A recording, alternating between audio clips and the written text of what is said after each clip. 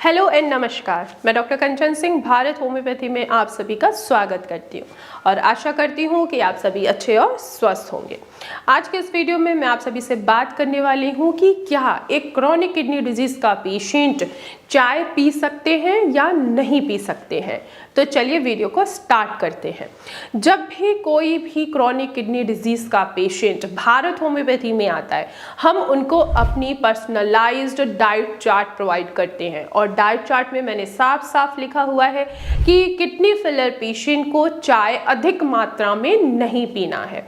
लेकिन पेशेंट फिर भी ये सवाल करते हैं कि मैम क्या हम चाय पी सकते हैं या नहीं पी सकते हैं। चाय पीने से हमें कोई परेशानी तो नहीं होती है। तो आप मुझे बताइए, हम क्रॉनिक किडनी डिजीज से सफ़र कर रहे हैं तो क्या हम चाय ले सकते हैं।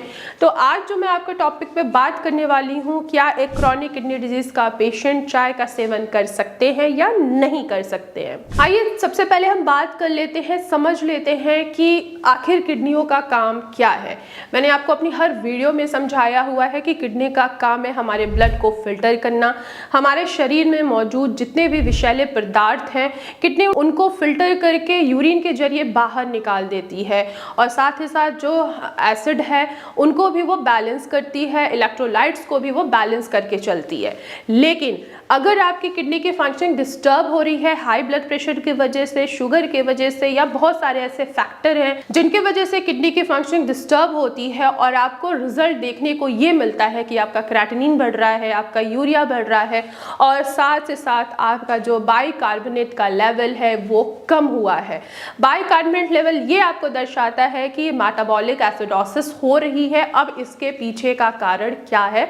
इसके पीछे का कारण यही है कि आपकी किडनी की जो फंक्शनिंग है वो डिस्टर्ब हो चुकी है, जिसके वजह से वो आपके एसिड को भी वो बैलेंस नहीं कर पा रही है, जिसके वजह से मेटाबॉलिक एसिडोसिस हो रहा है। अब हम इस टेस्ट को कैसे पहचानें कि हम क्या ऐसा करें कि हमें पता लगे कि हाँ मेटाबॉलिक एसिडोसिस हो रहा है या नहीं हो रहा है। उसके लिए हम डॉक्टर्स हमेशा अपने पेशेंट को सजेस्ट करते हैं कि आप बाइकार्बोनेट का टेस्ट ज़रूर कराइए, जिससे पता लगे कि हाँ आपका जो पीएच है वो बैलेंस में है या नहीं है, या बहुत कम हो गया है यानी कि मेटाबॉलिक एसिडोसिस हो रही है। अब इसके पीछे का क्या कारण है, क्यों मेटाबॉलिक एसिडोसिस हो रही है। तो आइए हम अपने टॉपिक पे चलते हैं। चाय में क्या होता है? कैफीन होता है और कैफीन से क्या हो सकता है? आपकी हार्ट बीट बढ़ सकती है, आपकी नींद डिस्टर्ब हो सकती है, आपको एसिड कॉज हो सकता है और मोस्ट इम्पॉर्टेंट आपका ब्लड प्रेशर बढ़ सकता है। देखिए, जहां आपका ब्लड प्रेशर बढ़ा और आप एसिड की मात्रा ले रहे हैं, चाय में क्या है? कैफीन है। कैफीन आपके ब्लड प्रेशर को इंक्रीज करता है और मेटाबॉलिक एसिडोसिस को भी वो बढ़ा देता है, जिसके वजह से आपका जो पीएच है वो बैलेंस नहीं हो पाता है और आपको नींद नहीं आती है, आपका ब्लड प्रेशर हमेशा बढ़ा रहता है और इसके वजह से आपका जो लेवल है वो भी हमेशा आपको बढ़ा हुआ ही दिखता है।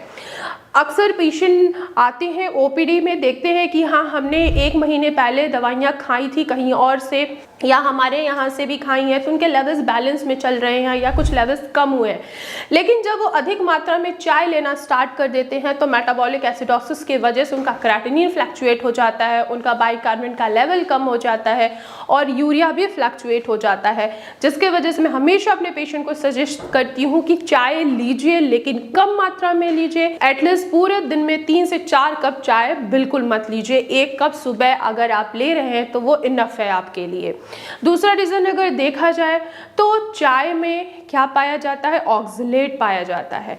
अगर आप अधिक मात्रा में चाय का सेवन करते हैं तो ये एक किडनी स्टोन बनाने का आप काम कर रहे हैं। ऑक्सलेट जो है किडनी स्टोन को बढ़ाता है, ना कि हटाता है।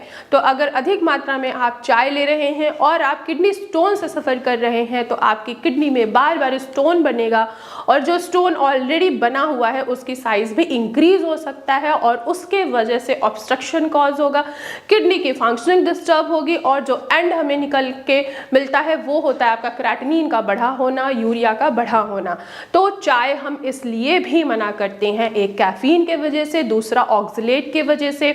और जब पेशेंट बहुत अधिक मात्रा में चाय लेना स्टार्ट कर देते हैं तो उनकी भूख भी मरने लगती है, उनको खाना खाने का मन नहीं होता है, एसिड बनने लगती है, कब्ज होने लगता है और साथ ही साथ खून की भी कमी पेशेंट में नज़र आता है।